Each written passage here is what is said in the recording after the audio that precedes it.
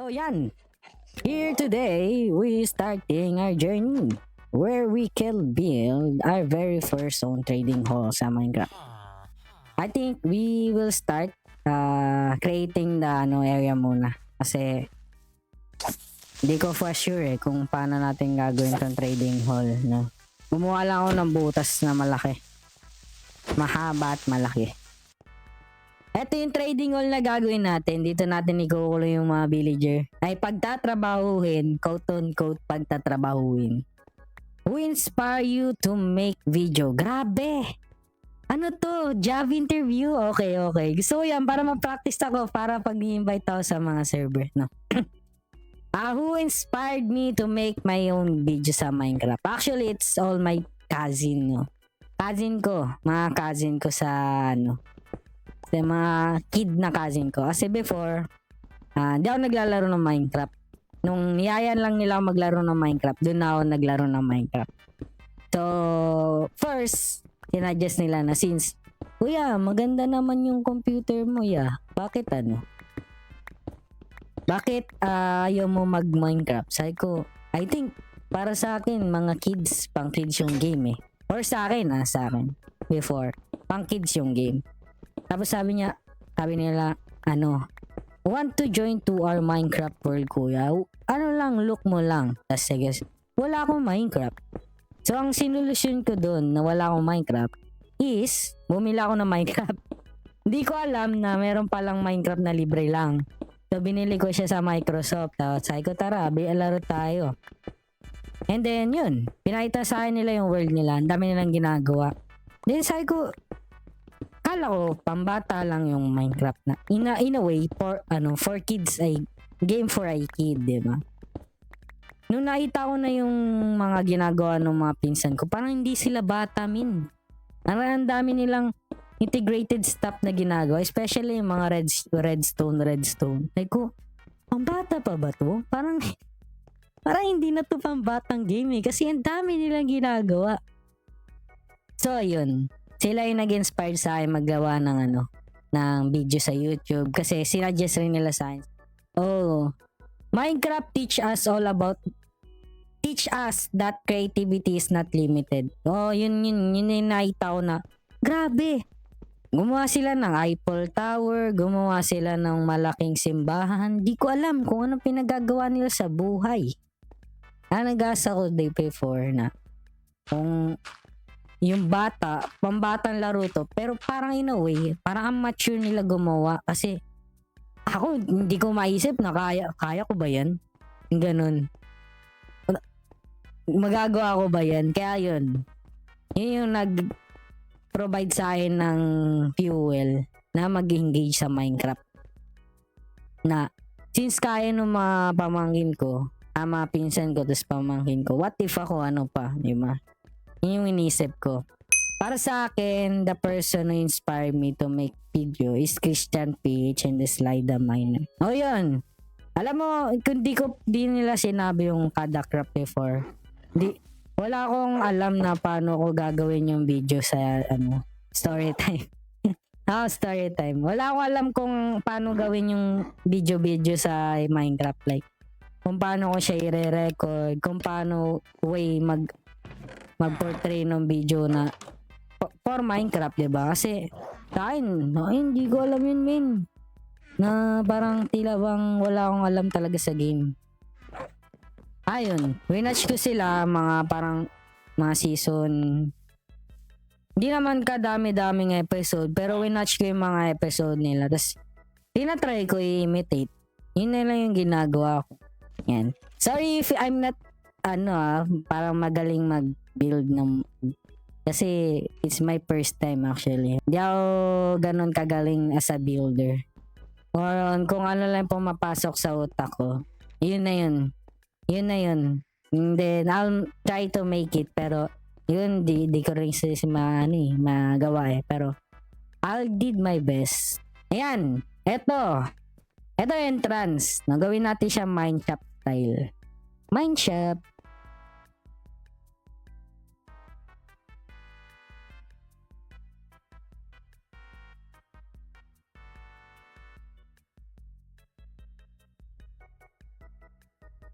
Sakay.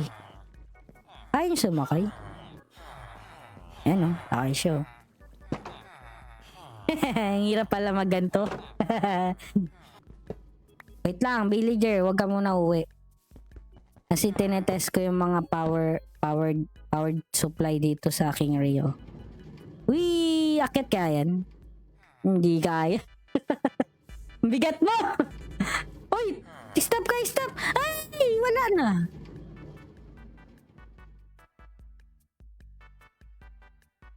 Anong time na kayo nun?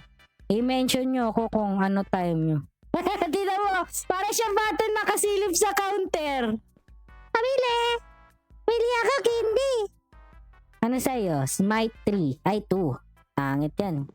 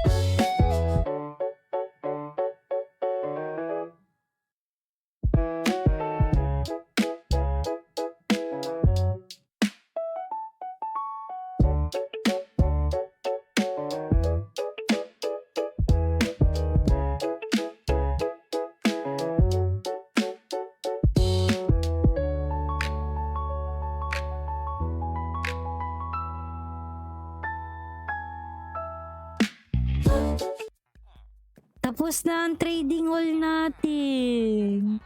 Ito na ang fully form niya. Ito na lahat yun, guys. Confess I love you, just thinking of you. You know I love you from the start. Oh, di ba? Ang ganda. Ayan. Ganda. Ganda na niya. Yeah. Ang problemahin ko na lang part dito is itong entrance. Babaguhin natin to. Confess I love you. Wow. Ganda nung tree. Yay! Thank you sa lahat ng mga nagbigay sa akin ng fuel para gawin tong aking trading. Na napakaganda ng outcome. Na future, expand pa natin to. Actually yan. Expand pa natin. Tapos na po. Yes, tapos na. Ito na yon. Ito, ibang story naman to kasi mineshaft naman yan. Ito, ibang story naman to kasi ito, gagawin kong farm area to. No, dito tayo magfa-farm. Poproblemahin ko na lang para matapos ang episode 4 ko. Itong entrance na to. So, yan. Thank you guys sa lahat ng nag-support. Sa mga nanood. Sa mga nag-like, sa mga nag-share, sa mga nag-follow, sa mga nag-gift. Thank you everyone for that. Unfortunately, it's time to end my video because it will be mag-eat na po, gagakain na po. So, yan. Thank you everyone sa lahat ng support nyo sa akin. I don't have a way to repay it, pero in the near future, thank you for all. See you again tomorrow. Sa aking set up ko na yung bedrock natin tomorrow. Kaya see you guys tomorrow. Thank you. Bye-bye. Bye-bye.